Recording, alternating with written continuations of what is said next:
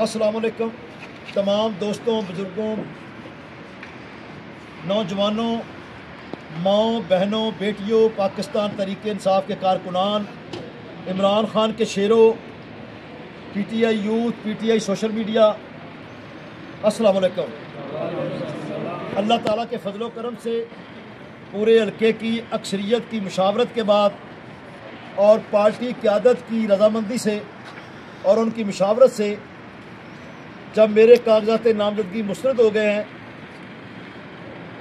नून league का candidate खौफज़दा है, तो तमाम दोस्तों की मुशावरत से अल्लाह का नाम लेकर नबी के करम से अहले बैत के सदके मोहम्मद अरशद महमूद मंडा जो कि छोटा भाई है, उनको बतौर MNA का कैंडिडेट पाकिस्तान तहरीक इंसाफ का हम ऐलान कर रहे हैं। तो तमाम दोस्तों से अपील है कि तमाम ओवरसीज़, तमाम बुज़ुर्ग, नौजवान, मेरे दोस्त, पाकिस्तान तहरीक इंसाफ के कारकुनान, यूथ, सोशल मीडिया और इमरान खान के तमाम चाहने वालों से मेरी गुजारिश है कि अरशद महमूद मंडा की कामयाबी अल्लाह के फजलो करम से इमरान खान की कामयाबी है, पाकिस्तान की कामयाबी है। तो मैं इस मौका पर अपने पूरे पैनल की सपोर्ट के लिए भी आपको अर्ज़ कर रहा हूँ